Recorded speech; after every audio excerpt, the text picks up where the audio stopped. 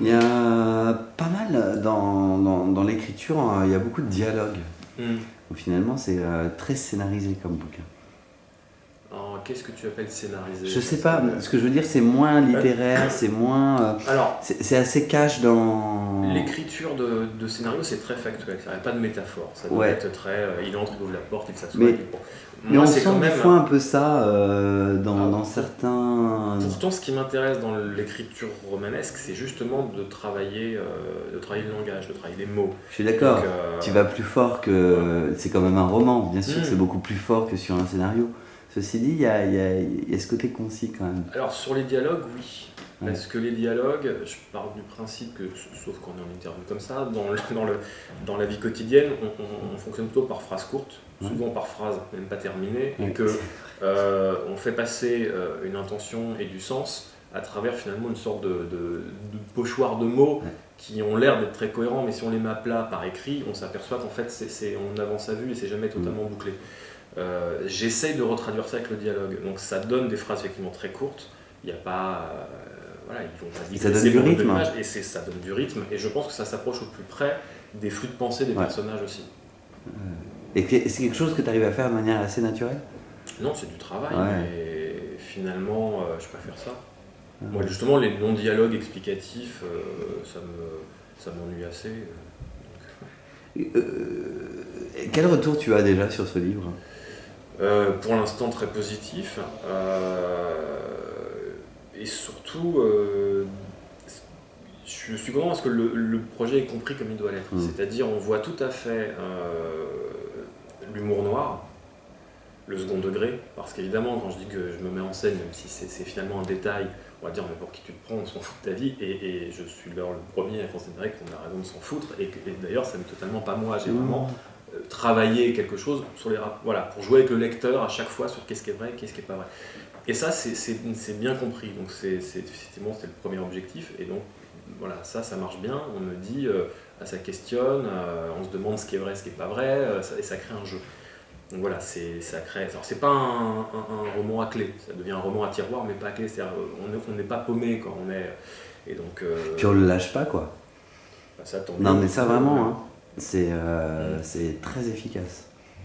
Parce que j'ai essayé de tenir au maximum ce point de départ des deux frères et du conflit amoureux et finalement, voilà, j'ai pas ramené 10 000 fioritures de scènes d'action autour. Donc, comme on est vraiment avec les personnages, je pense qu'on n'a pas envie de les lâcher, en fait, tout simplement. Voilà. J'ai eu des retours plus diversifiés sur le petit manuel à la fin, parce qu'il y en a qui s'intéressent beaucoup. Mais oui. D'autres qui passent dessus, mais finalement, comme ça arrive à la fin, on peut ou pas le lire, ça ne change rien. Ça permet de prolonger la lecture pour ceux qui veulent. Et là, effectivement, j'ai eu des commentaires assez enthousiastes. Donc ça m'a fait très plaisir, parce que je pensais que justement que la dramaturgie pouvait être un truc d'imposteur, et j'ai eu plutôt des réactions assez intéressantes. Ah, parce que l'écriture, ça intéresse beaucoup les gens. Plus qu'on ce qu'on imagine. Hein. Alors là, c'est de l'écriture, je parle de dramaturgie, c'est-à-dire que c'est voilà, des mécanismes de narration. On n'est pas. C'est vrai que beaucoup de gens veulent écrire, mais beaucoup de gens veulent écrire peut-être de la poésie, des chansons ou du roman. Là, on est spécifiquement dans une manière de raconter l'histoire, de manipuler des masses narratives. Quoi. Alors, le titre, est-ce que c'est quelque chose qui était très facile à trouver Parce que je le trouve audacieux quand même. Alors, le tout premier titre, ça devait être Chien de l'enfer. Puisque mes deux premiers romans, c'était Les Chiens du paradis, Les Chiens du purgatoire, je me dis, je vais boucler la trilogie. Puisque je mets en scène un personnage de scénariste et de romancier, Chien de l'enfer devait être les deux frères, et c'est qui mettaient en scène leur écriture des deux premiers romans. Et là, je m'étais dit, je parle peut-être trop de ce que j'ai fait, or c'était pas le but. Donc, je me suis dit, je voulais trouver un autre titre.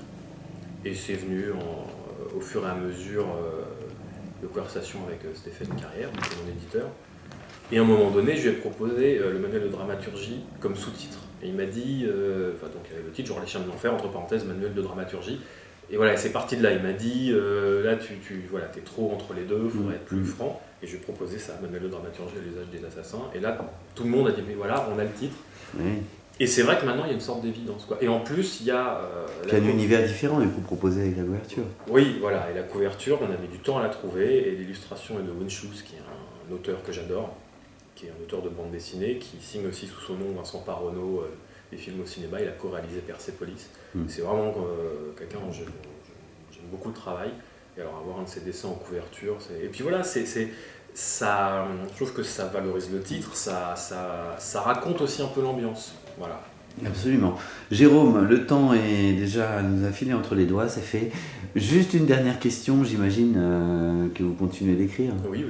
Un autre livre est prévu Alors un autre livre, j'ai des projets, ouais. Mais comme celui-là je l'ai terminé il n'y a pas si longtemps que ça, je prends mon temps, mais je pense que je vais changer un peu de registre. Je vais sortir sans doute du roman noir pour essayer autre chose, peut-être du fantastique, voire une histoire d'amour. Voilà, je suis heureux. Et comme scénariste, je développe un projet, une série policière pour Canal+, qui serait réalisé par Fred Cavaillé. Et donc c'est un super projet, et pour l'instant je m'éclate bien dessus. Ben oui, et puis surtout, votre nom apparaît sur d'autres films qui ont plutôt bien marché dernièrement. Oui, Papa ou Maman, une comédie noire, grinçante, que je recommande à ceux qui n'ont pas encore vu. Ouais, mais pourtant beaucoup l'ont déjà vu, parce que ça fait, je crois, 2,5 millions. Plus de 2,7 millions, Bon bah super. Et surtout, il y a un film d'animation qui s'appelle Moon, qui va sortir en octobre prochain. Et là, c'est pas parce que j'ai travaillé dessus, mais c'est vraiment un très très très beau film. Donc, Octobre prochain. Octobre prochain, ouais. Eh ben, je recommande chaudement. Merci pour ces infos, on suivra ça très près. Jérôme Finsten, un grand merci. Le titre du livre Manuel de dramaturgie à l'usage des assassins aux éditions Anne Carrière. Et vraiment, j'invite les internautes à devenir lecteurs, parce que moi j'ai passé un excellent moment. Et au plaisir de parler avec eux s'ils ont des questions. Oui, j'imagine qu'on peut te contacter via les réseaux sociaux, le blog, on mettra ça en fin d'interview. Merci beaucoup. Merci.